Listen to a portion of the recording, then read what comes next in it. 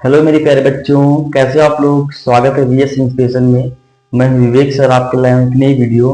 इसमें मैं आपको क्लास 12 फिजिक्स में एक मोस्ट इंपॉर्टेंट टॉपिक करवाने वाले हैं, जो यूपी बोर्ड एग्जाम 2025 के लिए बहुत ज़्यादा महत्वपूर्ण है।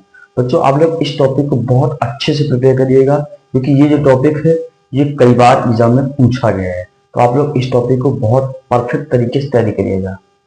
तो देखो बच्चों, पीएन संजय डायोड का पूर्ण तरंग दृष्टिकारी। तो देखो बच्चों, ये जो उपकरण होता है ना, ये एसी को डीसी में बदलता है। मतलब ये प्रत्यावर्ती धारा को दिश धारा में परिवर्तित करता है। बच्चों, यहाँ पे लिखा हुआ है पूर्ण तरंग दृष्टिकारी। ये जो एक ऐसा उपकरण होता है जिसमें प्रत्यावर्ती धारा को दिश धारा में परिवर्तित करके लगातार धारा को प्रवाहित करता है। लगातार धारा को क्या करता है? प्रवाहित करता है। बच्चों, अब देखो बच्चों, इसके परिपथ की बनावट कैसी होती है। इससे पहले आपको थोड़ा चित्र समझा देता हूँ। देखो बच्चों, यहाँ पर आपको दो कुंडलियां दिख रही होंगी। इसमें ये जो कुंडली दिख रही है इसको प्राथमिक कुंडली बोलते हैं, इसको बोलते हैं द्वितीयक कुंडली। बच्चों, ये जो प्राथमिक कुंडली है ये प्रत्यावर्ती धारा स्रोत के साथ जुड़ी होती है, और द्वितीयक कुंडली जो है वो यहाँ पर दो डायोड लगे हैं, D1 और D2, उनसे जुड़ी होती है। अब देखो बच्चों, यहाँ पर एक आपको प्रतिरोध दिख रहा होगा R, जो द्वितीयक कुंडली से होता हुआ जाता है। और बच्चों, यहाँ पर जो डीसी लिखा हुआ है डायरेक्ट करंट इसमें से निकलती है, मतलब इधर एसी से डीसी में परिवर्तित होता है बच्चों। अब देखो बच्चों, यहाँ पर आपको ये जो साइन दिख रहा है, वो साइन दिख रहा है बच्चों, ये किसका? ये पी का होता है। यहाँ पर आपको ये जो छड़ी दिख रही है किसके लिए? एन के लिए होती है, इसलिए इसको बोलते हैं पी एन संधि। यहाँ पर ये पी, ये एन।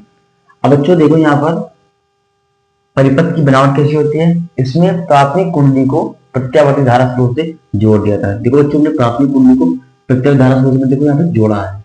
उसके बच्चों, यहाँ पे इसमें क्या होता है, द्वितीय कुंडली को दो पीएन से डायोड, देखो एक पहला कौन सा है? D1, दूसरा कौन सा बच्चों? D2, उससे जोड़ दिया जाता है। इसमें पी अर्धचालक को पी अर्धचालक से जोड़ते हैं। देखो बच्चों, चित्र में लोग देख रहे हैं, इसमें देखो हमने क्या किया, पी अर्धचालक को मैंने दूसरे वाले पी अर्धचालक से जोड़ दिया हुआ है, और एन अर्धचालक को दूसरे वाले एन अर्धचालक से जोड़ देते हैं। उसके बाद बच्चों, द्वितीय कुंडली के पास एक प्रतिरोध जुड़ा था। देखो बच्चों, आपको चित्र में दिख रहा होगा आर, इसमें क्या है? प्रतिरोध है, जिसको मैंने द्वितीय कुंडली से जोड़ दिया है। अब बच्चों देखो, इसमें कार्यविधि क्या होती है। बच्चों, आप लोगों को पता होगा, जो अल्टरनेटिंग जो करंट होती है वो ऐसे जाती है, ऐसे करते हैं। बच्चों, ये जो आपको जो चक्र दिख रहा है, आधा चक्र, ये ऊपर का पॉजिटिव होता है, नीचे बच्चों कैसा होता है? निगेटिव होता है। देखो बच्चों, जब धारा ऐसे ऊपर दिशा में अपना आधा चक्र लेती है तो उस स्थिति में क्या होता है, ये जो डायोड D1 होता है वो अग्र अवनत में होता है, और जो डायोड D2 होता है वो उत्क्रम अवनत में होता है। बच्चों, आप लोगों को पता होगा अग्र अवनत में क्या होता है? धारा का प्रवाह होता है, और उत्क्रम अवनत में धारा का प्रवाह नहीं होता है। तो बच्चों, इस स्थिति में क्या होगा, इधर से धारा का प्रवाह होगा और इधर से धारा का प्रवाह नहीं होगा। उसके बच्चों देखो, जब धारा ऐसे जाएगी, नीचे से अपना आधा चक्र ऊपर लगाएगी, तो उस स्थिति में क्या होगा, जो डायोड D1 होगा वो उत्क्रम अवनत हो जाएगा, और डायोड D2 जो होगा वो क्या हो जाएगा बच्चों? हो जाएगा अग्र अवनत हो जाएगा। इस स्थिति में क्या हो जाएगा, यहां से धारा का प्रवाह नहीं होगा, डायोड D1 से धारा का प्रवाह नहीं होगा, और डायोड D2 से क्या होगा बच्चों? डायोड D2 से क्या होगा बच्चों? धारा का प्रवाह होगा। तो बच्चों, इस स्थिति में क्या होता है, यहाँ पे समझ लेंगे बच्चों क्या विधि। देखो बच्चों, निगेशी प्रत्यावर्ती वोल्टेज की धनात्मक अर्ध चक्र में, मतलब बच्चों इस स्थिति में द्वितीय कुंडली का सिरा ए बी के सापेक्ष धनात्मक होता है। द्वितीय कुंडली का सिरा ए जो आपको दिख रहा है, यह सिरा, ये क्या होता है? बी के सापेक्ष क्या होता है? धनात्मक होता है। उस स्थिति में क्या होता है, ये बच्चों क्या होता है? अग्र अवनत होता है। और ये जो बी सिरा कैसा होता है? उत्क्रम अवनत में होता है। तो इस स्थिति में भी हमने आपको बताया था कि क्या होता है, इसमें से धारा का प्रवाह होगा और इसमें धारा का प्रवाह नहीं होगा, जिसके कारण संधि डायोड D1 जो होता है वो क्या होता है? अग्र अवनत की स्थिति में होता है, और डायोड D2 क्या होता है? डायोड D2 उत्क्रम अवनत की स्थिति में होता है, इसलिए धारा का प्रवाह नहीं होता है।